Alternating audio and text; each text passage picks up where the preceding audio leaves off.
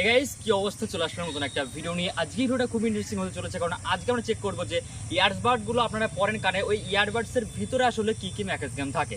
তো সেটাই কিন্তু আজ এই ভিডিওতে দেখানো হবে, তাই ভিডিও পুরো দেখবেন। আর ভিডিও ভালো লাগলে লাইক তো দিয়ে দেবেন। তো চলুন আর বেশ কথা না বাড়িয়ে আজকে ভিডিওটি শুরু করা যাক। তো বন্ধুরা, এই যে আমাদের একটা ইয়ারবাডস কিন্তু আমরা এখানে নিয়ে এসেছি। এটা একটা গাইস লোকাল একটা চাইনিজ কোম্পানির ইয়ারবাডস।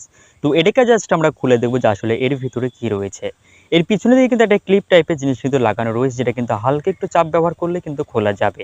প্রথমত ইয়ারবাডসের যে নরম এটা থাকে গাইস, যেটা আমাদের কানের সাথে অ্যাটাচ থাকে, সেটাকে জাস্ট আমরা খুলে ফেলেছি। এবার এটার পিছন দিক দিয়ে হালকা করে চাপ দিয়ে কিন্তু এটার যে চার্জিং সিস্টেম থেকে কিন্তু এই যে প্লাস্টিকটা কিন্তু আমরা আলাদা করে ফেলবো একইভাবে। সো দেখতে পাচ্ছেন, এটা কিন্তু হালকা একটু চাপ দিয়ে কিন্তু যে চার্জিং প্লাগের সাথে কিন্তু ওটা ডিসকানেক্ট কিন্তু করতে হবে। ওখানে গাইস অল্প একটু মাত্রায় কিন্তু চাপ দিয়ে কিন্তু লাগানো ছিল এই জিনিসটি গাইস। সো দেখতে পাচ্ছেন, জন্য এটা ভালো মতো আপনাদেরকে একটু দেখিয়ে দেওয়া যাক। সো দেখতে পাচ্ছেন এই জিনিসটি কিন্তু ওখানে ছিল, এটার মাধ্যমে কিন্তু ইয়ারবাডসটি গাইস চার্জ হতো। এখন জাস্ট আমাদের এটা গাইস খুলতে হবে উপরের অংশটা, তাহলে কিন্তু ভিতর থেকে আমরা স্পিকারটাকে বার করতে পারবো, আর কি রয়েছে ভিতরে সেটাও কিন্তু বার করতে পারবো। চলুন একটু চাপ দিয়ে জাস্ট আমরা এটা খুলে ফেলেছি। এখানে কিন্তু হালকা পরিমাণে চাপ দিয়ে কিন্তু এটা আমরা খুলতে পারলাম গাইস। তো চলো, এবার এর ভিতরে রয়েছে একটা স্পিকার রয়েছে, আর রয়েছে একটা ছোট্ট ব্যাটারি। সো দেখতে পাচ্ছেন ব্যাটারিটা কতটা ছোট ভাই সাহেব, জন্য একটু ভালোভাবে আপনাদেরকে দেখানো যাক।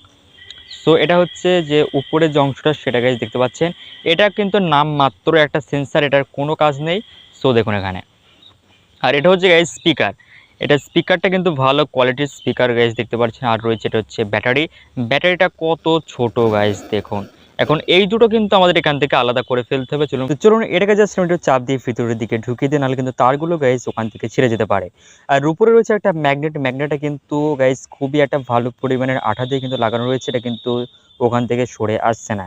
আমরা কিন্তু পরবর্তী ম্যাগনেটটা কিন্তু ওখানে জাস্ট খুলে নেব। এখন আমাদের একটা কাঁচি দিয়ে জাস্ট এই তার চারটাকে কিন্তু কাটতে হবে, আর ব্যাটারি আর স্পিকারটাই কিন্তু আমরা একটু আলাদা করে ফেলবো এখান থেকে।